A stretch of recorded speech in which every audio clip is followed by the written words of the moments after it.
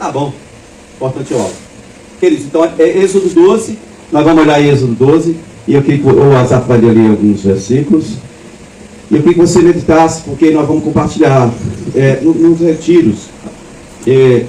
Pelo menos nesse retiro, que é mais voltado para a adoração, a gente tem que alugar o Espírito Santo de Deus.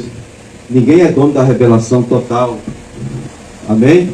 Às vezes eu recebi do Senhor alguma coisa, vai servir para a edificação de um, mas às vezes você tem alguma coisa aí que até você acha que é irrelevante, mas pode estar edificando a vida de outro. Então, nós vamos compartilhar a palavra. Só vou coordenar aqui. Quero que cada um de vocês se vejam como pregadores. Se você tivesse que falar alguma coisa sobre Páscoa, dentro desse texto, você vai ouvindo, vai meditando, vá na sua Bíblia aí pontuando aí alguma coisa que você acha importante, para a gente compartilhar, amém? E falou o Senhor a Moisés e Arão na terra do Egito, dizendo: Este mesmo mês vos será o princípio dos meses. Esse vos será o primeiro dos meses do ano. Falará a toda a congregação de Israel, dizendo: Aos 10 deste mês, tome cada um para si um cordeiro, segundo as casas dos pais, um cordeiro para cada família. Mas se a família for pequena, para um cordeiro, então tome um só, como seu vizinho perto de sua casa, conforme o número das almas. Cada um conforme ao seu comer. Fareis a conta conforme ao cordeiro. O cordeiro ou cabrito será sem mácula, um macho de 1 ano, o qual tomareis das ovelhas e das cabras, e o guardareis até o 14º dia deste mês. E todo o ajuntamento da congregação de Israel sacrificará à tarde. E tomarão do sangue e pô-lo em ambas as ombreiras e na verga da porta, nas casas em que o comeram. E naquela noite comerão a carne assada no fogo com pães asmos. Com ervas amargosas a comerão. Não comereis dele cru, nem cozido em água, senão assado no fogo, a sua cabeça com os seus pés e com a sua fressura. E nada dele deixareis até amanhã, mas o que dele ficar até amanhã, queimareis no fogo. Assim, pois, os comereis, os vossos lombos cingidos, os vossos sapatos nos pés e os vossos cajados na mão. E o comereis apressadamente. Essa é a Páscoa do Senhor. Amém. Versículo 13 diz o que? Fica bem alto aí. E aquele sangue vos será por sinal nas casas em que estiverdes. Vendo eu o sangue, passarei por cima de vós, e não haverá entre vós praga de mortandade, quando eu ferir a terra do Egito. Pronto, aí termina dizendo: esse dia vos será por memorial, amém? Irmãos, esse aqui é o texto da Páscoa. Eu vou fazer considerações iniciais para que você entenda alguma coisa do contexto aqui, e depois nós vamos compartilhar para tirar uma lição aqui a respeito da pessoa de Deus. A gente tem que, pela palavra, a gente tem que conhecer Deus. Amém? Amém ou não amém? Então veja bem, o Senhor disse a Moisés e Arão, quando eles estavam na terra do Egito, que esse seria o principal dos meses, ou seria o primeiro mês do ano. Até aqui, embora o calendário dele nunca vai bater com o nosso, mas era calendário lunisolar, como a gente chama, normal. O que complica é quando você vai, por exemplo, misturar o nosso calendário com um deles. Porque se fosse um calendário lunisolar normal, já ia dar um B.O. na sua cabeça que você ia ficar meio maluco. É difícil, irmãos. Tem ano que tem 13 meses do calendário lunisolar. Entendeu? Olha, o nosso calendário, ele não é perfeito. A gente diz que tem 365 dias no mês, ou no ano, mas não é, tem um negócio de 6 horas. Quem nasce, por exemplo, dia 29 de fevereiro, só faz aniversário de 4 em 4 anos. Isso não pode estar certo. Aí o mesmo que inventou de nascer no 29 de fevereiro, se ele morrer com 80 anos, na verdade, ele morreu com 20. Estou brincando com vocês, só para vocês entenderem. Mas aqui é o ponto em que Deus fala para Moisés: ei, esse vai ser o primeiro mês do ano. Aí, o que está relacionado com essa questão do primeiro mês? Gente, naquela região ali, é o único período em que você pode sair e se locomover sem problema. Não tem aquelas tempestades, não tem muito problema não, sabe? Bom, eu quero que vocês entendam que esse era o momento mais propício para viagens. Então o Senhor disse: esse vai ser o primeiro mês do ano. Por que o Senhor está mudando o calendário? Ele não podia simplesmente dizer assim: é a Páscoa e daqui a pouco vocês vão sair, eu quero que vocês, quando chegar esse mês, vocês comemorem.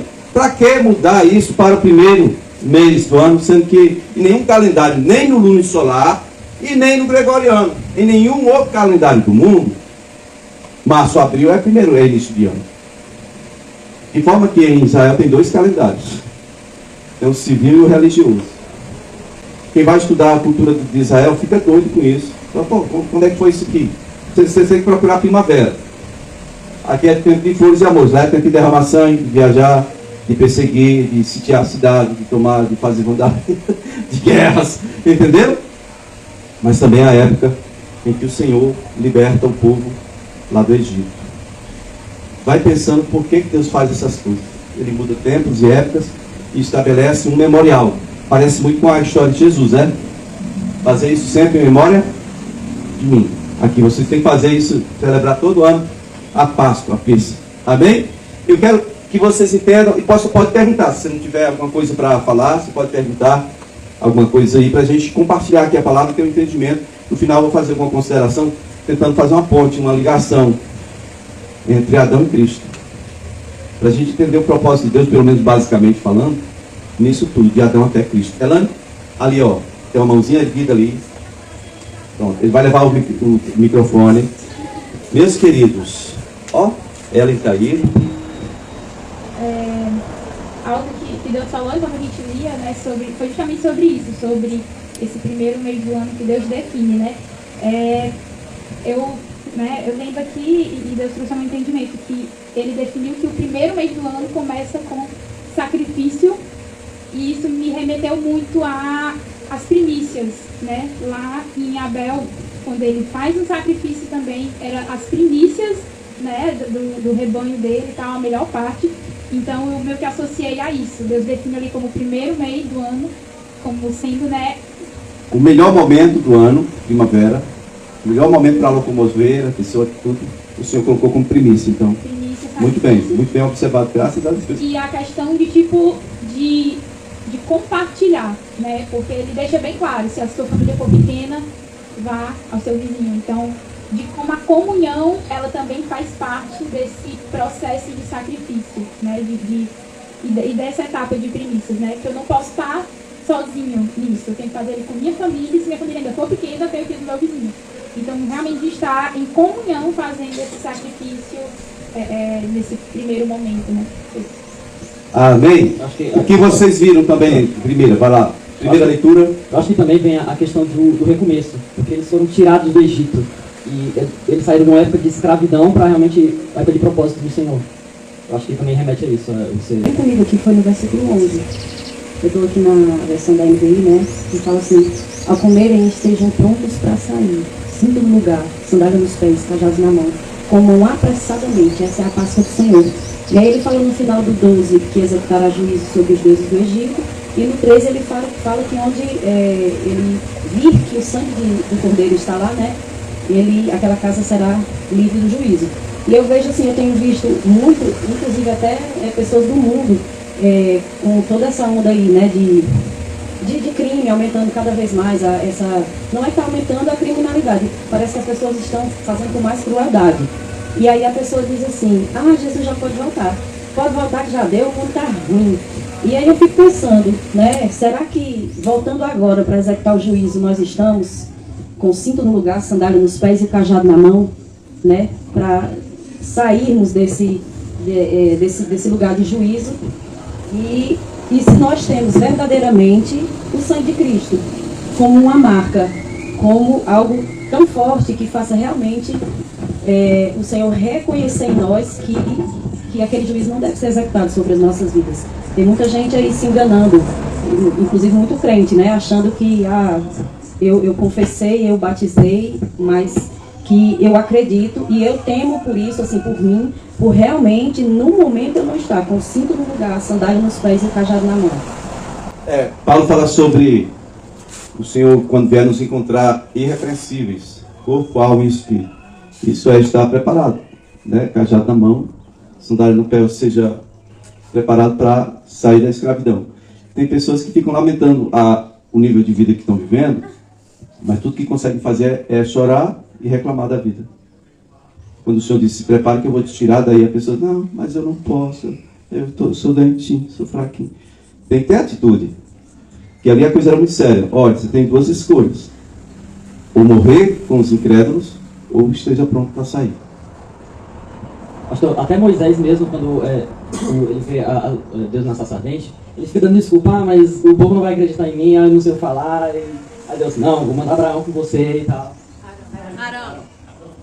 Mais alguém falar sobre isso? Manu? Remetendo muito ao que a tia Fabiana trouxe, me chamou a atenção quando ele fala assim, para comunicar a toda a comunidade. E isso me lembrou que é um dever nosso comunicar a todas as pessoas que nós precisamos nos preparar, né? De nós não cessarmos de estar pregando essa mensagem que é a mensagem de sempre, arrependei-vos. Ele está vindo, ele sempre vai estar próximo, né? E outra coisa que me chamou a atenção foi o homem deve separar, não é a mulher, não é o filho, é o homem. O homem da casa tem esse dever de separar, de santificar a casa dele, de guardar a casa dele. Né? Então a posição de liderança de uma casa, ela é muito importante. E uma dúvida que eu fiquei é por que tinha que ser um macho, né? Um cordeiro macho. E eu lembrei que todas as coisas, elas sempre culminam em Cristo, sempre terminam em Cristo. Um macho perfeito que pudesse ser entregue, né? O sangue dele pudesse cobrir, né? E o Senhor me fez lembrar que nós temos esse sinal de sangue que nos guarda da morte, que é o sangue de Cristo, né? A morte não tem mais poder sobre nós, no sentido de que nós temos uma vida eterna em Deus. Quando você fala, por que um cordeiro macho? Alguém pode me ajudar aí? Por que não uma cordeirinha? Pelos pecados do povo, por exemplo, era uma novilha. Não era um bezerrinho, era uma novilha vermelha. Mas quando se fala de ovelha, não podia ser um carneiro, nem uma ovelha, tinha que ser um cordeirinho de um ano. Por que macho? E sem defeito. Eu queria só que vocês mais uma coisa. Ó.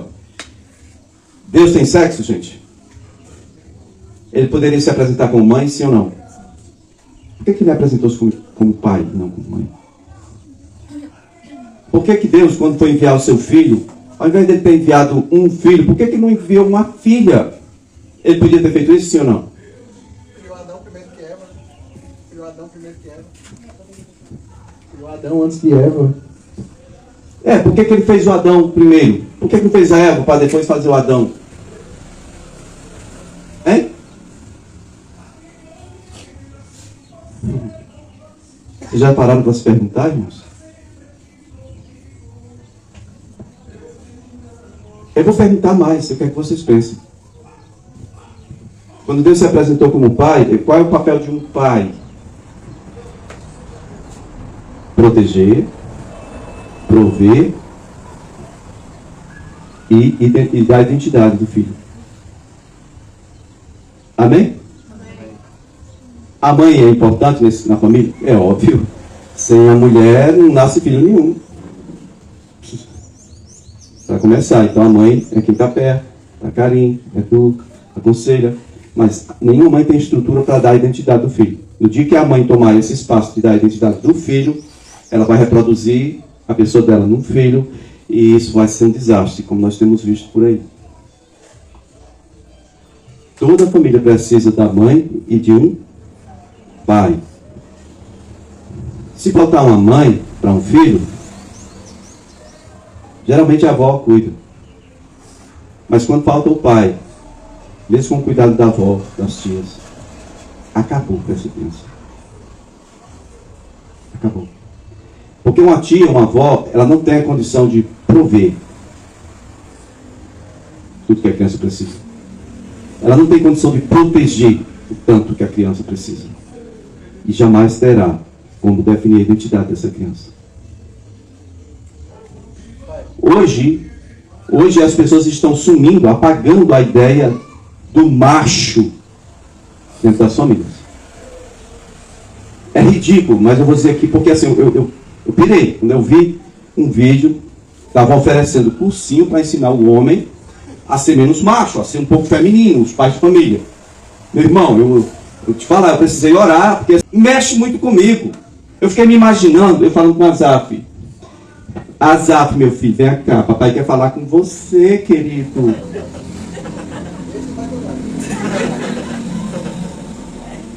Criança precisa de pai. Precisa mais da mãe do que o pai? Não, ele precisa mais de um pai do que uma mãe. Baseado em quê? Baseado em Deus. Ele não se apresentou como mãe, ele não enviou filha, e quando ele exige um sacrifício, é um macho. Chora, feminista. Eu estava vendo uma pregação do pastor Hugo, até Marinho que mandou também. Ele falando do tanto que José foi injustiçado, né? Porque sempre que a gente pensa de grandes homens na Bíblia, dificilmente alguém pensa em José. Mas José, mesmo ele não tendo toda essa notoriedade, foi ele que tornou possível o ministério de Jesus. Foi José que instruiu Jesus. O filho primogênito, na cultura hebraica principalmente, ele é instruído pelo pai, e os demais são instruídos pelo filho mais velho e pela mãe, geralmente. E ele fala que tem indícios que Jesus era poliglota. Ele falava 4 línguas, hebraico, aramaico, grego e latim. E foi José que instruiu ele. E ele fala que, né, um dos grandes instrutores conhecidos é Gamaliel, que instruiu Paulo e tal, mas ele fala que tem uma linhagem dos judeus que eles não acreditam que Jesus era o Messias, mas que eles acreditam que Jesus foi um grande profeta, um grande homem e tal, e eles dedicam mesmo os estudos deles à vida de Jesus. E ele fala muito essa questão de que José foi um cara assim, exímio, foi um cara espetacular. E provavelmente Maria não foi escolhida só porque ela era Maria. Provavelmente Maria foi escolhida porque ela era noiva de José. Tem até alguns que se arriscam a dizer que José é que era da tribo de Judá, filha de Maria. Eu acho isso curiosíssimo. José é descendente de Davi, Maria é descendente de Arão. Por isso que Jesus é rei e sacerdote. Entendeu? É por isso. O José que você está falando não é do Egito não, né? Eu estava tentando ligar os pontos ao José do Egito. Você está ouvindo aí, ó, cuidado. Quando fala de José, a gente já vai lá para o Egito. Aí, cadê o José no Egito? José? Cara, foi muito homem mesmo, não foi? Já pensou? Você está namorando, você está noivo da criatura aí, e olha que o noivado lá é casamento. Se você quisesse desmanchar o noivado, já tinha que dar uma carta de divórcio. Na verdade, o noivado lá é um casamento, só que você não ia para dentro da casa da pessoa. Aí você já está praticamente casado com uma pessoa, ainda só não foi mudar para sua casa. Você está casado com ela. Aí chega alguém e diz assim, ô Jesus, chega aí, vamos bater um papo. A tua mulher está grávida. Ele disse, rapaz, não é meu não. Tá doido? E teve outro ponto também que eles citam, que naquela passagem lá, né, que alguém chega para Jesus e disse que sua mãe e seus irmãos estão lá fora. Quem são minha mãe e meus irmãos, senão meus irmãos que estão aqui comigo, né? E é justamente o único homem que foi chamado por Jesus de pai, além de Deus, foi José. Mãe e irmãos são vários, né? Como ele mesmo diz nessa passagem, é algo realmente que a masculinidade tem sido muito desprezada e sufocada mesmo, né? Por isso que o mundo está do jeito que está. Assim, Masculinidade, eles chamam de masculinidade tóxica. O que é tóxico? O que você entende por tóxico? Faz mal. Hein? faz mal. Pois é. Só que assim, vocês estão vendo o que eu falei aqui. Deus escolhe o sacrifício do macho. Ele escolhe enviar um filho homem. Não é desprezo às mulheres. Isso é reafirmar a Bíblia, a verdade. A mulher tem que ser protegida, quem tem que morrer é o homem. A mulher tem que ser protegida. A mulher não tem condição de assumir o lugar e posição do homem. Vai, Velma, pode dizer. Assim, na cultura judaica é muito forte, né, a questão do patriarcado, né? E aí, assim, é algo de Deus mesmo. E uma coisa assim que eu observo, né, que na cultura judaica, só o homem podia aprender, né? Era o homem que ia, né, aprender. As meninas aprendiam com as pessoas mais velhas os deveres de casa, bordado, crochê, cuidado de pra coisa. sinagoga, né? Era o homem. E assim, Deus fala com o homem, né, para ensinar e para tudo. E aí, assim, me entristece muito, porque o poder que o mundo e o diabo têm operado não é só no mundo. É dentro da igreja. Sim. Porque o homem, ele tinha que ser esse que vai buscar no Senhor. O homem tinha que ser esse que ora, que busca, que se dedica para ter a palavra do Senhor para a sua casa, para ter a liderança de Deus na sua casa, né, direcionada pelo Senhor, na palavra, né? Então, assim, me entristece muito ver que na nossa cultura, no nosso tempo, os homens têm renegado esse papel e deixado para a mulher. Não, precisa de alguma coisa, ora aí por isso. Ora aí por isso que eu vou fazer. Ora aí por isso porque a mulher que é a mulher de oração, só que Deus quer falar para a família é através do homem, Através o do homem. sacerdócio é através do homem. E aí, assim, a gente fica um pouco assim, porque o mundo está fazendo isso, porque o mundo está tirando, o mundo está tirando. O diabo está encontrando lugar nos homens cristãos de tirá-los, e eles estão deixando que o diabo tire, né, o papel. Aí, assim, outra coisa que, com relação ao que foi já falado, né, que eu queria pontuar, era com relação ao se apressar, com relação assim, que tanto que do sacrifício, que quando Jesus entra na nossa vida, muitas vezes a gente lida, né, com o novo convertido, ou a pessoa pensa assim, cheguei no final, aceitei Jesus, vou para o céu, acabou, né, aqui tá bom demais. E na verdade é um começo, né, como a Elane pontuou, e é isso que eu vejo, assim, é o começo, e isso, qual é o nosso foco na nossa vida? Porque o nosso foco na nossa vida tem sido para essa terra, né? Não tem sido a gente não tem tido essa pressa de dizer assim, eu não sou dessa terra, o meu reino não é daqui, né? E eu quero me preparar, eu quero estar pronta, né, para o meu reino, para o reino que está preparado, né, para mim, que não é dessa terra. A gente não tem essa pressa de sair daqui. Eu quero viver muito, né? Eu quero fazer coisas sobre essa terra aqui, e essa pressa de estar pronto, minha visão está na glória, minha visão está, né, no reino que é eterno. E a gente faz exatamente diferente do que Jesus diz, né? A gente começa a querer guardar tesouros aqui. Eu queria dizer o seguinte, homem sendo homem, tinha que ser assim. Tinha que ser assim. Como? Olha aí por isso a coisa. A questão é que o homem, mesmo sendo homem, ele pode ser transformado em algo diferente quando ele se achega a Jesus. Mas naturalmente o homem é insensível. Não é com relação a Deus, é com relação a tudo. O que eu ia falar é exatamente isso. Desculpa. É isso? Porque, olha só, se o homem tivesse a sensibilidade da mulher, quem iria fazer a parte B da história da família? Olha, em Israel, só os meninos, depois que passa pela Bar Mitzvah, né, que é um batismo, ele entra para a comunidade aos 13 anos, de 12 para 13 anos. Depois dali, ele tem que obrigatoriamente usar o talito. Eu descobri recentemente porque eu fiquei procurando, por que só o homem? Deus é machista, Não. Aí eu descubro. Por quê? É porque a mulher não precisa. A mulher não precisa ficar vendo uma coisa para ficar lembrando daquele negócio. A presença de Deus, a aliança com o Senhor. Segundo os rabinos de Israel, eles dizem que a mulher não precisa disso. O homem precisa de algo palpável, visível, para estar ali lembrando a aliança que ele fez com o Senhor. Então, quer dizer, a mulher não precisaria nem usar a aliança, né? Nesse caso, casamento. Sem falar que a cobertura da mulher é o homem, né? A cobertura da mulher é o homem. Pois é, o que eu ia falar foi era tipo uma entrevista que eu estava vendo, e aí o estudioso, ele estava conversando com uma, acho que era feminista, né? E aí ele perguntava, né, por que a masculinidade era tão mal vista, né, por ela, enfim. Aí ela dá uns argumentos e ele diz, mas a masculinidade, ela é algo que se desenvolve naturalmente.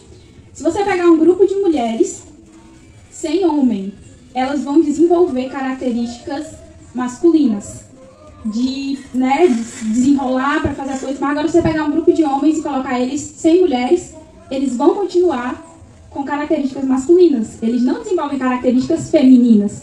Então, ele meio que... Assim, foi um negócio que explodiu assim na minha cabeça, né? Porque mostra como a masculinidade, ela é essencial. E aí eu acho interessante...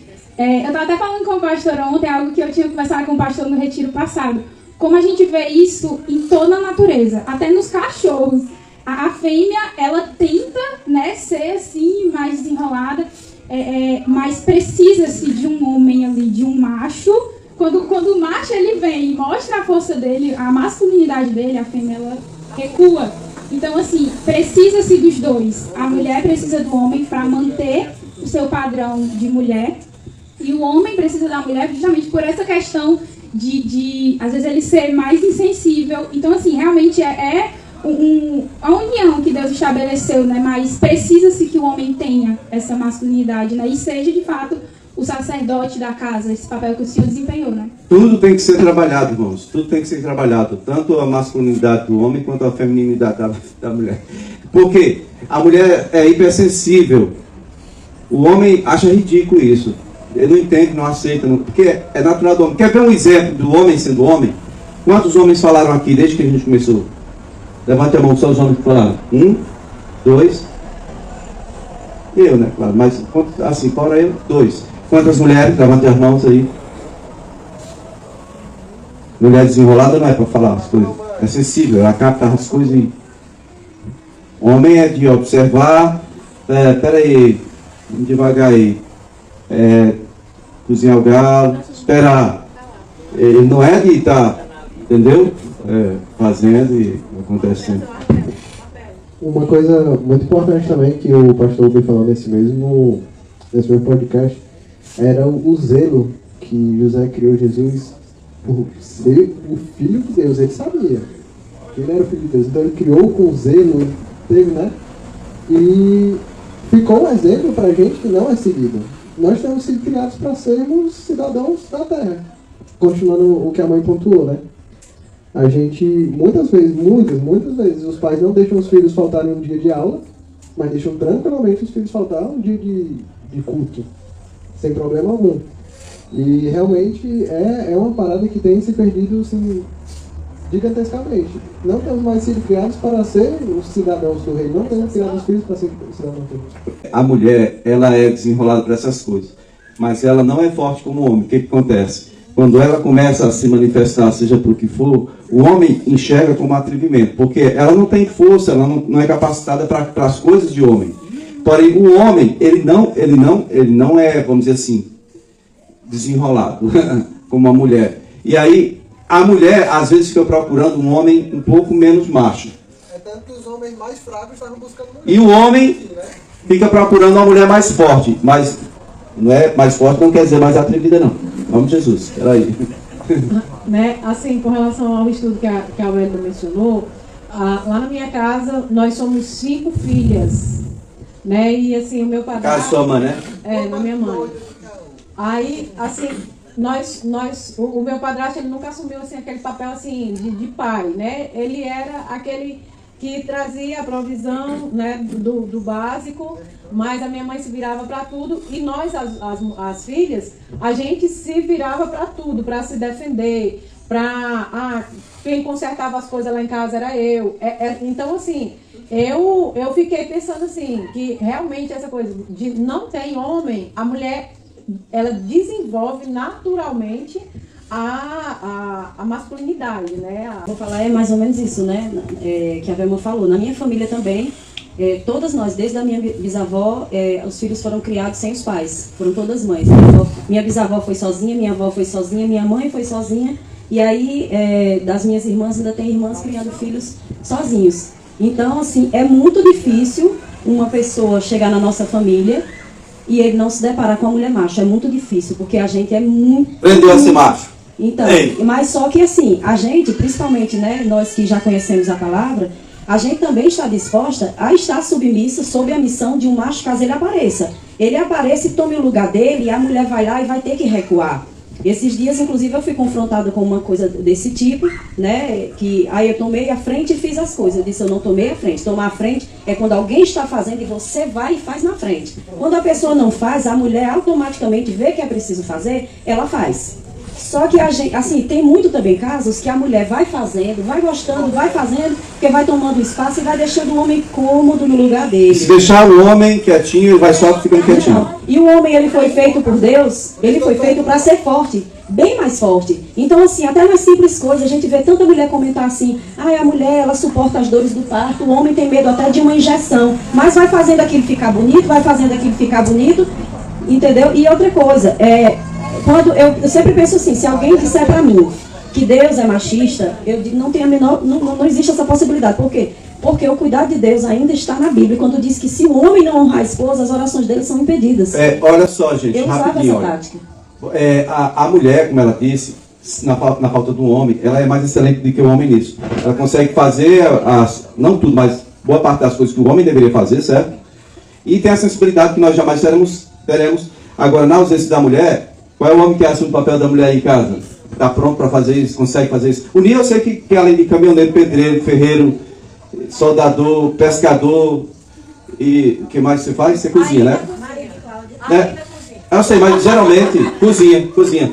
Mas qual é o homem que se garante para cozinhar, para alimentar os filhos, não dessa mulher? Eu faço para mim, para mim eu me viro, não vou de fome não. Rapaz, né, é difícil. Agora presta bem atenção, irmãos. O papel da mulher na casa tem muito a ver com o texto, mas é o que vocês estão comentando. É uma ideia minha, certo? Um posicionamento meu. Eu acho que quando diz que a mulher virtuosa edifica sua casa, o papel da mulher, das virtudes da mulher, ela tem como fazer isso. É levar o homem para o lugar que é dele. E não se leva o homem para o lugar, para a posição que é dele, tomando a frente. Na hora que a mulher passa e toma a frente, o homem relaxa, seja por desleixo ou por raiva, ou simplesmente comodismo. Não, ela já está fazendo, deixa se lascar. Porque ela não vai conseguir carregar o peso. Mas ela não quer, deixa ela. É assim que o homem enxerga, viu? É assim que o homem enxerga. Então, a mulher sábia, ela tem que saber como conduzir o homem para o lugar dele. Como é que ela faz? Ela ocupa o lugar dela. E exatamente nisso, pastor, né, só reforçando, depois que eu vi essa entrevista, eu fiquei assim, é o argumento agora de como a masculinidade ela é essencial. E algo que eu percebo muito, né, depois vendo outras situações, é como justamente isso. Às vezes a mulher ela quer tomar a frente, justamente por não ter força e por ela não conseguir, ela fica com medo do homem também não conseguir. Exato, e muitas vezes a mãe faz isso com os próprios filhos. Tipo, depois que eu comecei a perceber isso, eu percebi que a masculinidade ela existe desde quando o menino é menino. Eu vendo um vídeo esses dias acho que era uma cobra que tinha entrado na casa da mulher. E o menino tá segurando com um rodo. O menino ele tá tipo assim, controlando a situação. Ele vai pegar a cobra com a mão e a mãe assim, ó, desesperada em cima, gritando. O menino já tava com a situação controlada. Aí, enfim, ela bagunça tudo. Então, tipo assim, como que a gente, como mulher, precisa também respirar e se controlar e deixar, justamente, não tomar a frente, deixar que o homem controle a situação. Ele veja o cenário e tome a decisão. Porque às vezes a gente tá tão desesperado, a gente quer tão tomar conta. E eu falo isso porque, tipo assim, eu sou assim, eu sou tipo assim. Mas vamos voltar pro texto, senão a gente só sai daqui de noite, gente. Pelo amor de Deus, tá só um negócio de macho e fêmea aí, pelo amor de Jesus. Mas eu queria assim, só enfatizar e apoiar e, como fala, dar ênfase ao que o pastor falou. A sabedoria da mulher está em ajudar o homem a estar no lugar dele. A sabedoria da mulher não está em fazer melhor ou ocupar o lugar dele. Não está em fazer. Quando a gente faz, não tem sabedoria aí.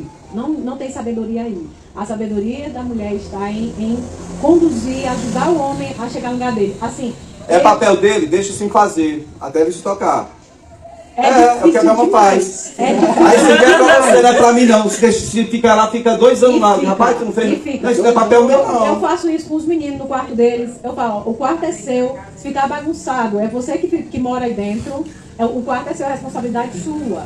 Né? E com relação ao papel do homem, assumir um papel, esse o teu papel, então não faço, né? Então, assim, é muito difícil. Para mim, até de certa forma, mais fácil, eu acho que é um pouco mais fácil, porque eu sou essa pessoa mais passiva, né? Eu sou essa pessoa mais parada. A mulher que ela é mais elétrica e mais ativa, ela realmente deve ser muito difícil. Ver a coisa por fazer, e a necessidade é urgente muitas vezes, né? E a mulher não fazer. Mas, busca no Senhor. Como fazer? O que fazer?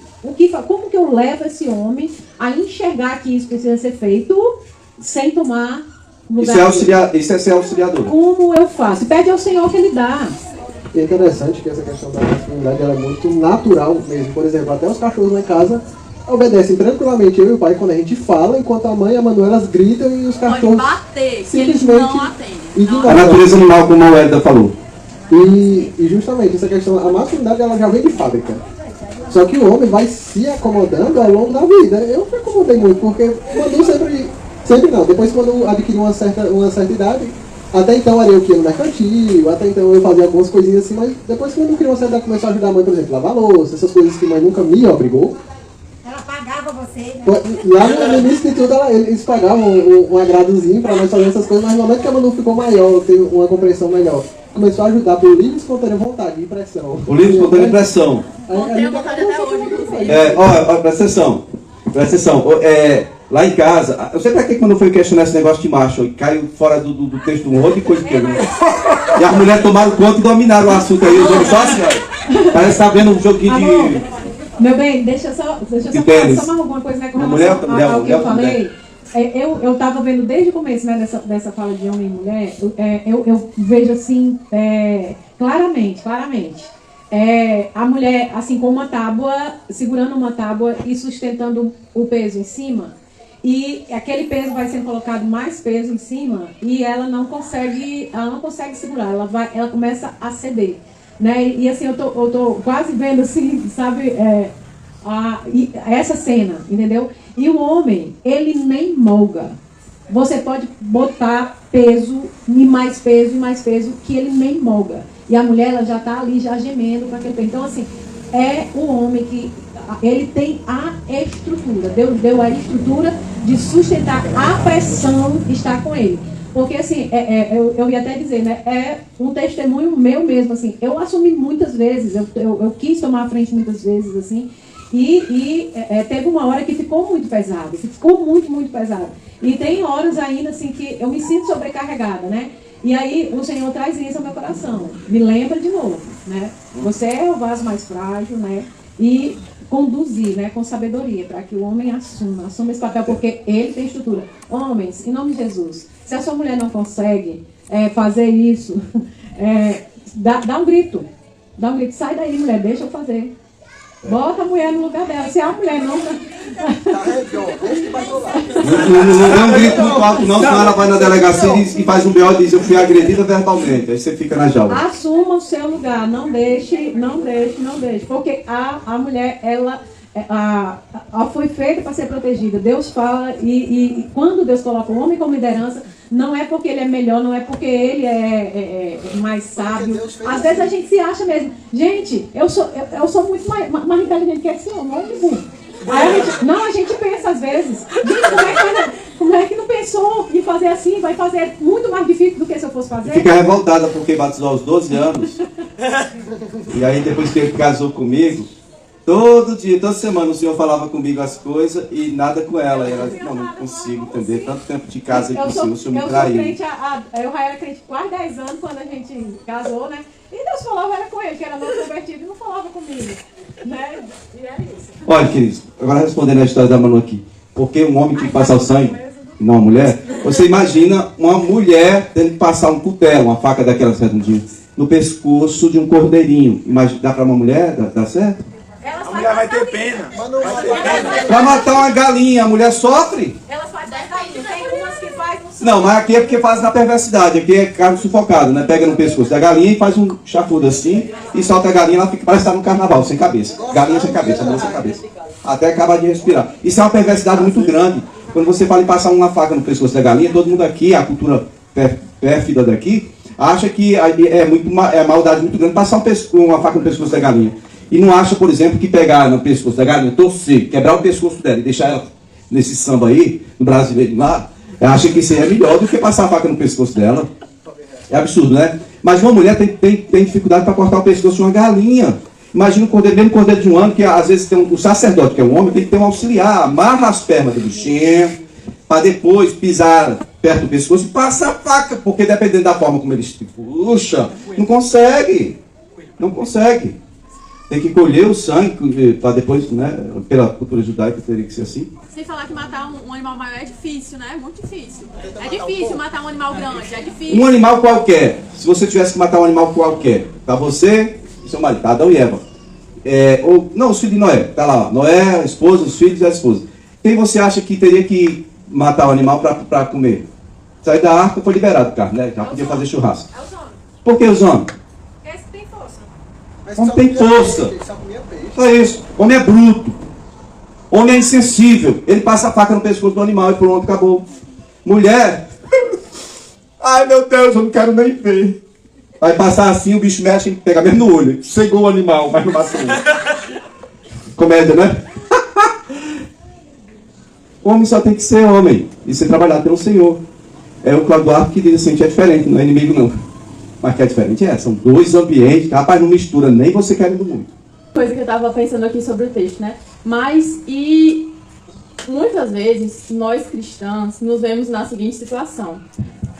eu vou trazendo pro texto, né? Se eu sou uma mulher que o meu marido decidiu não acreditar nesse decreto. Ah, eu não vou separar um cordeiro, eu não vou matar, negócio de passar sangue nas portas. Loucura. E então o homem, muitas vezes ele acaba colocando a casa em perdição por ele não dar ouvidos ao Senhor, por ele não estar no lugar dele de buscar o Senhor, sabe? A gente estava até conversando, eu e o Eda hoje, que essa é uma das maiores dificuldades que a gente tem visto hoje, de ter homens bons, no sentido de serem, que buscam ao Senhor e tal, mas não são homens que estão prontos para liderar, que estão no lugar de se colocar à frente, de tomar a frente.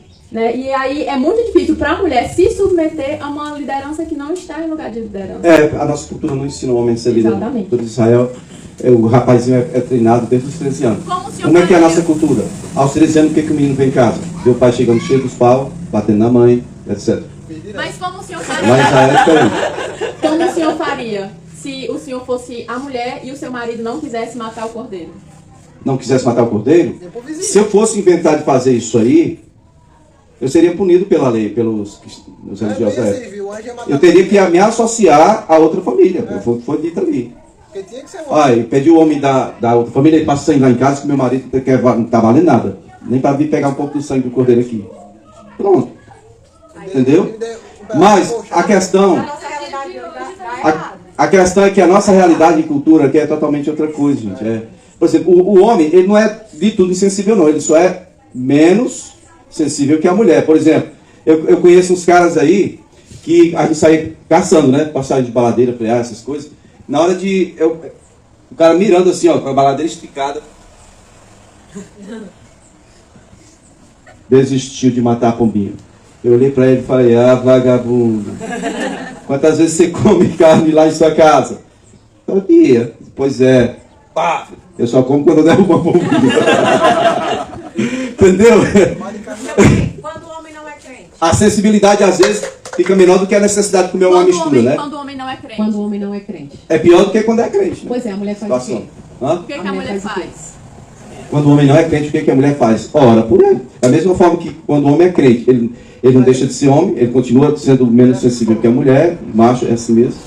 E a mulher que está diante do Senhor, agora tem auxílio do Senhor para colocar ele no lugar dele. O homem que não é crente, a mulher tem que orar dobrado. Por isso você que vai casar, nunca case com uma mulher descrente ou com um homem descrente, porque é você procurar para as costas. Olha, o texto fala de coisas muito abençoadas, muito boas, mas sabe o que eu vejo da Páscoa, gente? Eu vejo uma tentativa de Deus que é recorrente, de resgate do homem. Primeiro o Senhor tentou fazer umas roupas para Adão, já apontava para isso, né? Tipo assim, vou cobrir vocês dessa vergonha que vocês têm, porque vocês pecaram. Ele já pré-anunciava a morte de um cordeiro, para que o couro, a pele desse cordeiro, cobrisse aquele casal da vergonha. Isso lá no Éden, lá, certo? Aí quando chega na época de Noé, a coisa estava tão absurda. Então, nós estamos muito pior do que a época de Noé. Muito pior. Hoje você não tem mais liberdade nem de falar. Hoje, se você disser que o certo é certo, você está errado. Você vai ser perseguido. Porque o certo hoje é o que é errado. Eles inverteram tudo. O profeta Isaías falava dos que invertem noite por dia e dia por noite. Hoje o feio é bonito, né? A minha chance ainda é essa, porque o extremo da feiura, hoje, não, é normal ser feio, é até bonito, né? É diferente. Ninguém tem uma feiura fenomenal como a sua. E é interessante que quando você vai estudar as alianças, o Senhor ele sempre tenta recomeçar, renovar, né? E o homem sempre caga em cima, sempre. Aí, veja, lá no Éden era um casal. Deu ruim. Vou acabar com tudo, vou recomeçar com uma família. De alguma forma, Deus fez primeiro. Não deu certo com o casal. Eu vou tirar eles de dentro do Éden. Tirou para fora. Com a família do Noé, ele, ao invés de tirar a família para fora do mundo, ele tirou o mundo. Deixou a família dentro da arca. Tentando preservar a aliança, o resgate da humanidade. Aí 100 anos de fé. São os nossos pais agora. Né? Mas ali em Noé, por que Deus teve que deixar uma família? E lá no Éden tinha sido dito que a serpente, o descendente da mulher ia ferir a cabeça da serpente E a serpente iria morder o calcanhar desse descendente. Ou seja, ele não podia acabar todo mundo. Para a promessa continuar, tinha que passar por alguém daquele povo ali. Não é porque não era bonzinho, não. Não era, ele achou graça diante do Senhor, mas você vê aí que a mulher não aparece nem o nome, né? A negada desconfia que era da descendência de Caim. Presta atenção. Aí passou a época do Noé, chega a época do Moisés. Deus faz aliança com uma nação inteira. E essa nação tinha que ser referência para todas as nações do mundo. Essa nação tinha que ser o sal da terra e a luz do mundo, que Jesus fala, como bom judeu que ele era. Isso era algo que era atribuído à nação de Israel. Até hoje, lembra do desastre de Brumadinho? Quando o Netanyahu disse que vinha uma equipe para cá, ele explicou, ele disse, o nosso Deus nos escolheu para ser luz para as nações. Em tempo de treva, nós temos que ser luz para as nações, por isso nós vamos mandar uma equipe para ajudar. Vocês estão entendendo? Aí o Senhor Jesus vem, disse, agora vamos ampliar. O resgate não é para a nação de Israel, é para todas as nações do mundo. Mas é, sabe, aquele que crê, ou seja, aquele com quem tem uma aliança. É aquilo que eu estava falando aqui sobre o homem deixar a casa do pai, unir-se a sua mulher e tornar-se uma só carne. O apóstolo Paulo diz que isso é um mistério grandioso, mas refere-se a Cristo e à igreja. Ou seja, ele deixou a casa do pai, ele deixou o lar eterno, ele se fez carne e o processo já começou. A igreja agora é noiva do Senhor e vai terminar depois, nas bodas do Cordeiro, vai ser o momento em que iremos estar para sempre com ele. Amém? Mas o Senhor está sempre querendo resgatar. Páscoa fala sobre isso. Teve que exercer juízo sobre o Egito para tirar o povo dele, com quem ele tinha aliança, de dentro do Egito. A palavra inicial do Senhor para Faraó foi o seguinte: deixa o meu filho Israel sair, senão eu mato o seu. Atualizando para o idioma cearense. Tá bom? Você deixa o meu filho sair daí, que aí eu não mato o seu. Ele teimou. Israel era chamado de filho, nesse contexto aí. Foi chamado de filho. Né? E aí, veja bem, tirou o povo do Egito, mas o Egito saiu do povo. Qual é o problema que Deus nunca conseguia restaurar ou resgatar o homem? É que ele fazia parte dele, mas a nossa ele nunca vai fazer. Homem, você pode ser homem naturalmente, certo? Mulher, você pode ser mulher naturalmente. Mas quando o Senhor te chama para uma nova e viva esperança, você tem que andar ou viver conforme as regras do Senhor. Amém? Amém? O fato de ser homem, você não pode ser escravo disso, dessa natureza sua, não. E se acomodar e dizer assim, não, eu sou insensível mesmo, já sabia que era insensível mesmo, que se lasca, que sofra sozinho. Não. Você tem que olhar para Jesus. Ele também era homem, não era não? Então ele não tinha aquela sensibilidade toda, mas não era insensível de tudo. Certo? Amém? E outra coisa, se tem um propósito grandioso do Senhor para cumprir, não case não, vai viver o propósito. Ah, eu não quero ter problemas. Compre uns cachorros. Você pode chegar todo cagado em casa e eles ainda vão te cheirar. Mas não se case não. Porque se você se casar, esse negócio de vida privada você não tem nunca mais. Às vezes você está lá no sanitário, batendo barro daquele federal que contamina a casa todinha. A mulher tem coragem de chegar e dizer, deixa eu entrar aí rapidinho e falar, eu estou cagando aqui. Isso é coisa de quem está casado, viu? Não é cagado não, tá, gente? Casado. Você pensou que ia ser cagado, né? Não, é casado, tá? Coisa de quem está casado. Então não adianta, gente. Olha, o Senhor chamava Israel de noiva, de esposa. Tanto é que na época que eles estavam distraídos, né? E desviados do caminho do Senhor, o profeta Ezequiel, isso marcou a minha vida. E ele lá no cativeiro, só Jeremias estava lá, né, em Jerusalém. Lá no cativeiro, Ezequiel profetizando, chama Israel de prostituta descarada. E o que vocês, ele fala assim, o que você, nação israelita, está fazendo aí, isso é próprio de uma prostituta descarada. Aí eu perguntei para eles mais cedo, vai casar, Ives? Ele disse assim, não sei se é o Helder que decide. Olha o dedinho dele ali, primeira participação do Ives. Não foi isso não, pastor. Ele disse, é claro que eu vou, pastor. Estou apaixonado por aquela madre linda. Pronto. Aí o que acontece? Vai casar, né, Ives? Aí foi o que ele disse?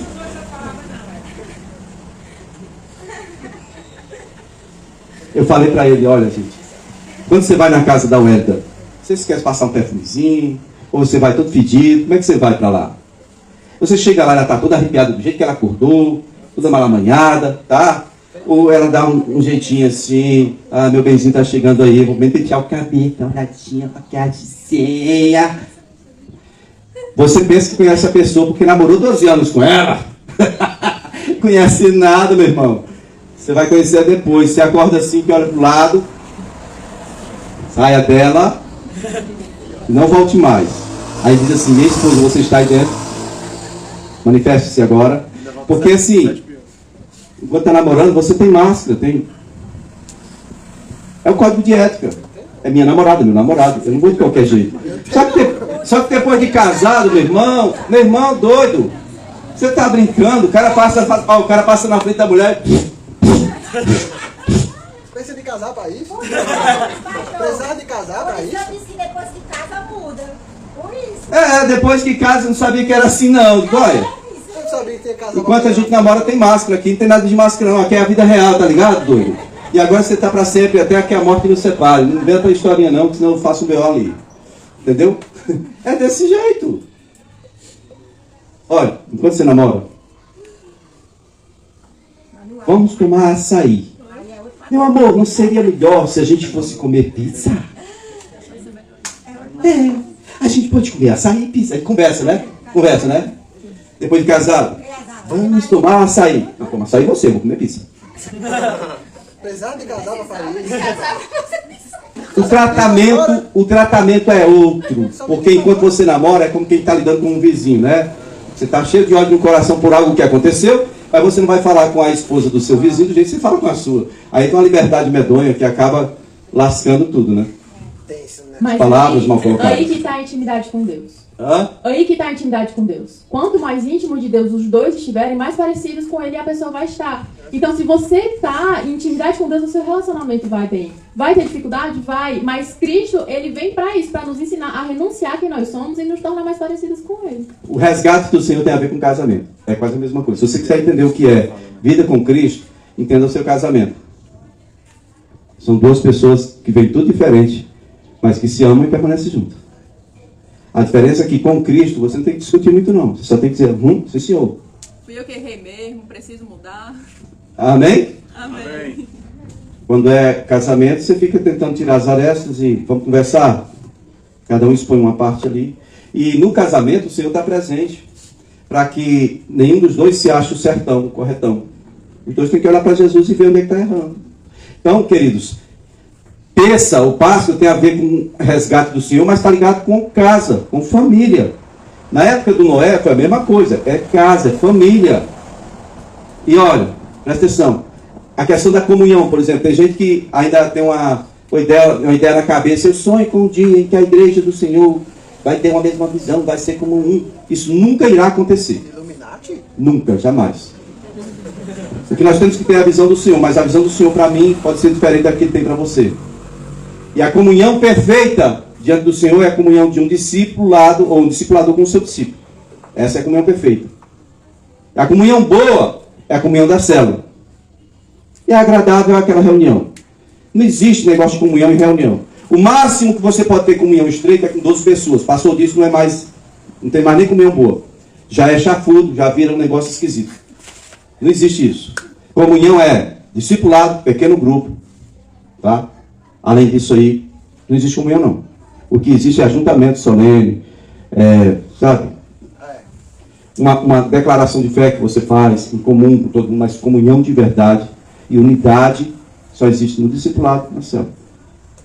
Juntou todo mundo, aquela igreja desunida. Cada um faz uma coisa. Não, peraí. Se tiver estruturado um discipulado, os pastores estão discipulando pessoas que estão discipulando outras. Logo, todos vão ter a mesma visão, eu creio. Então, recebendo e repassando. É a única forma de manter comunhão na igreja. Amém? Amém? Então, veja bem, Páscoa tem a ver com estar pronto, como foi dito, para subir. Está vivendo assim? Jesus falou quando viria? Mas ele pode vir agora, exatamente agora? Pode. Páscoa tem a ver com você querer sair ou não querer? Não. Foi uma decisão do Senhor. Eu vou tirar vocês do Egito. Ah, mas eu quero ficar. Morra. opção. É uma opção. A mulher de Ló fez essa escolha. Lucas diz, lembrem-se dela. Uma escolha idiota. Né? 5 cidades vão sumir do mapa. Os anjos passam a noite querendo convencer a família do Ló. Mais uma vez, contexto de família. 2 anjos para arrastar 4 pessoas. Eu fiquei impressionado quando eu vi que os anjos saíram arrastando. Sabe o que é arrastar, irmãos? Os anjos viram, vocês estão se demorando muito, já está na hora, vamos embora. Cada um pegou 2, né? Só arrastando. Chega lá, a mulher diz, eu quero voltar para minhas coisas. Morra, diz. Morreu. Foi uma escolha idiota? Foi. Deus não vai tirar de você o direito de escolher, não. Isso, quem faz isso é o governo brasileiro. Deus não faz isso, não. Tá? Deus não lhe tira o direito de escolher. Eu estou falando de Deus. Quem é o homem para fazer isso com a gente? Mas eles fazem.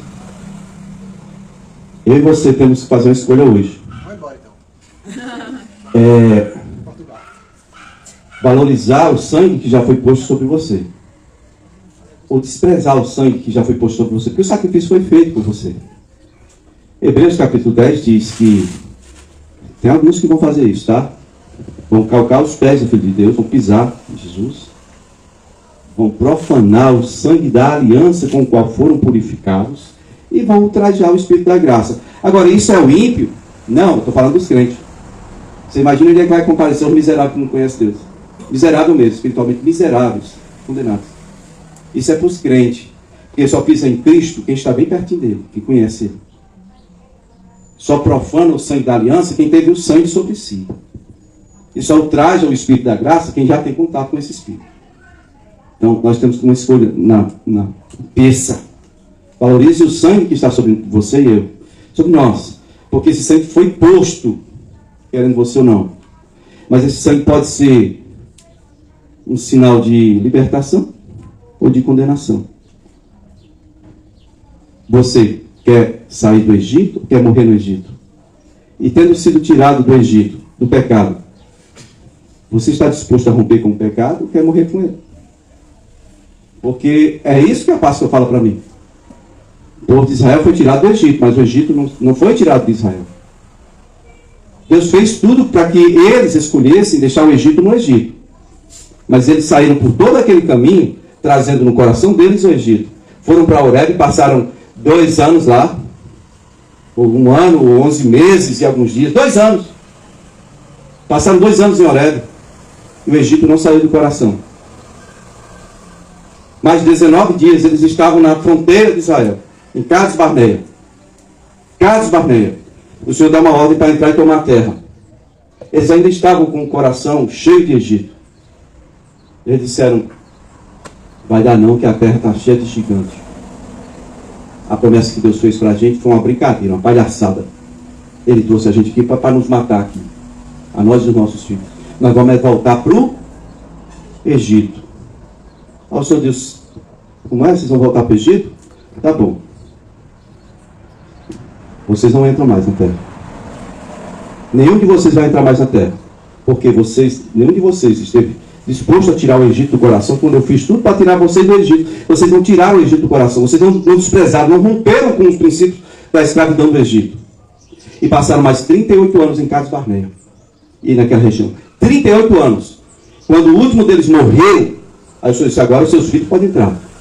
Mas enterrou. Ali, Cades Barneia foi o lugar do sepulcro de todos os incrédulos. Todos que saíram, tiveram sangue do cordeiro na casa deles.